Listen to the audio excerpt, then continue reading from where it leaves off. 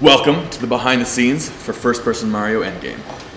This is a video that it took us for the last 4 weeks, we've been working on it straight. Took a long time. Render times were through the roof. This is the most rendering intensive video I've ever done by far.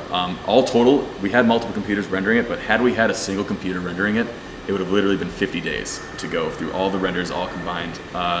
Fortunately, we've learned how, for this video, for the first time, we learned how to network all our computers together, so we had 8 computers rendering it sometimes, so we were able to get through it a lot faster. But tons of overnight renders, lots of weekend-long renders, just to get it all done.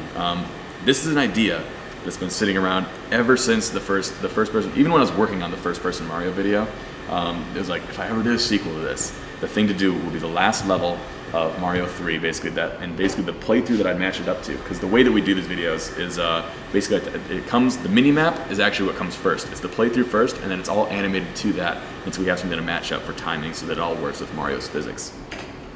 So ever since seeing it, was like a very old viral video. It came out about, I think, 4 or 5 years ago. But it was a perfect playthrough of Mario 3 where he did it in like 11 minutes. And the way he did it was with save states, and it was all fake, kind of like machine basically, where you could do frame by frame input. But he has a perfect run through Mario, and so I'm like, that's the one to go for the tank level, to bounce off every single cannonball, get everything, the perfect run. And so pulled that old video up, downloaded it, actually took that video into After Effects, and the way I got the camera for this video is I ran a tracker, a 2D tracker, on Mario for his motion, and then took that and as a null object brought that into 3ds Max, and used that from 3ds Max to parent the camera to it. So all I had to do is clean that up and animate the rotation of the camera, and that got all the motion there. So that was like a very automated way to put that together. The first step with any of these videos is first we model the entire environment, model the entire thing all together, and then go into it and start putting textures on it. And the cool thing for this one, for the first time we were trying out, is as you guys know, I'm a huge fan of Metal Gear Solid, and Ground Zeroes, the trailer for it, had just come out, and I'm like, you know what? We should try to do the same rain effect that Hideo Kojima has come up with for this. And like, surely if he can get this to render at 60 frames per second real time, we should be able to come up with something that looks as good as that. And so basically, to break down that video, what I saw in that rain effect,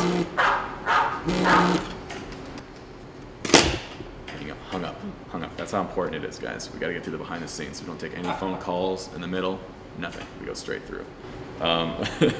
So basically, what Kojima had done for it is basically you texture everything. All the textures, you texture it so it's like pre-wet. So everything's extra shiny, extra glossy, so it looks like it's wet. And then he does like a rain overlay that's going in front of the camera. And after that, there's like, he basically does, on all the shoulders of the characters, he does collision where it spawns basically like a little particle system. So it's doing like the pitter patter, so it looks like it's raining super hard. And then for the ground, there's like little textures where you see like the little droplets, you know, so it ripples out, so it gives like that motion. And when you combine that all with like a little bit of atmospheric fog, it looks like it's raining.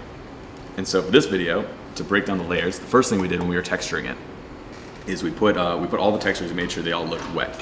And basically made the ground so it had some areas that were like puddles and some areas that were not puddles, but everything's shiny and wet. And then after that, we render out that entire pass. We have the entire beauty pass, and that's what it looks like without the fog. And the reason why we rendered out passes is because if we try to put everything together, 1, our computers would crash. 2, it would take forever to render the frames. And 3, it would basically, you lose all control. Whenever you bake something in, you lose 100% of your control over what you can do it in post. All you can do is do color correction. And so we render it out in passes, so we have the ability to go in and composite it in post. So first comes the beauty pass, render that all out. Then we go and we take all those textures off of everything, make everything black, and then add in fog to the scene. And so we render out the fog. And once we get that pass on top there, we're able to composite that together. Once we have that, we do a particle system for the rain. So we have all the droplets that are just falling down, and that's parented to the camera. So as the camera moves, the rain moves with it, and it just ends up right there. Then we go into the interaction with the ground. So we do the droplets where we have basically use Krakatoa to do all these little like particles. There's millions of particles for all the little pitter patter splashes as it hits the ground. And then the final like little icing on the cake touch that I absolutely had to get in there was we did little animated sprites of the ripples of the water. So there's like 3 ripples, 3 concentric circles that come out.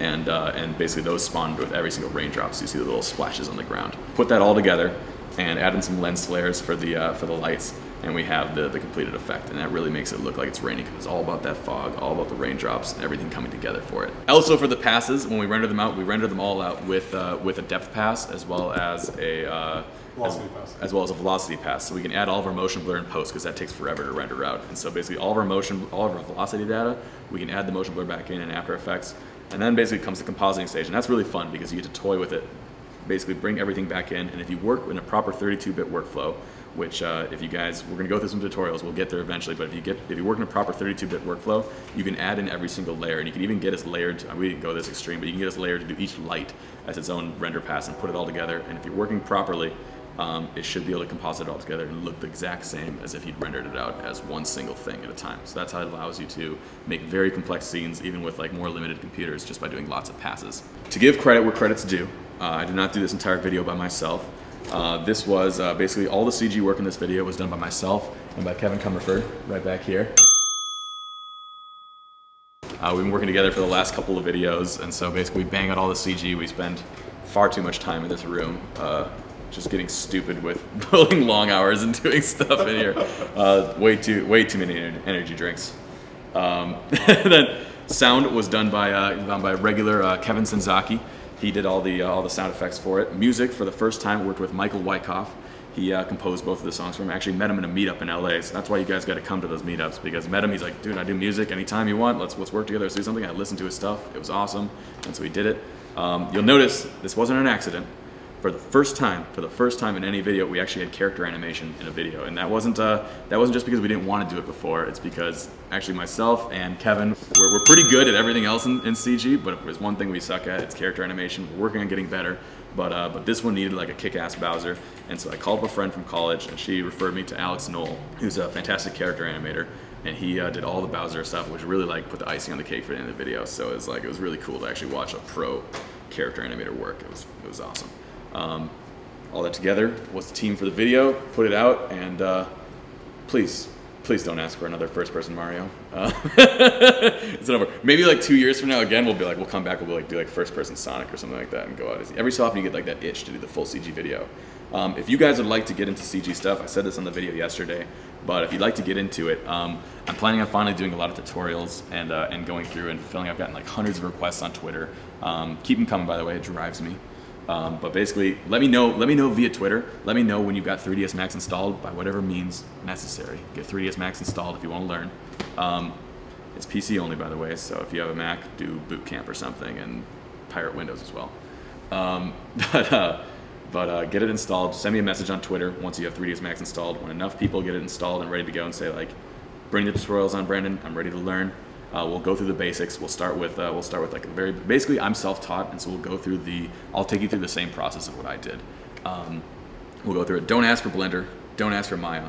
Don't ask for what's another one of the programs that everyone always asks for? Houdini. Don't ask for anything else.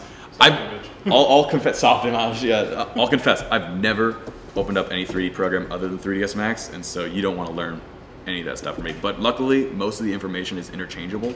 So once you learn, I mean, it's like a tool. It's like one brand of a hammer versus another. Once you learn how to do one, switching over to another one is fairly easy. Like, what's important is that you learn. Never let your software like hold you back from what you're learning.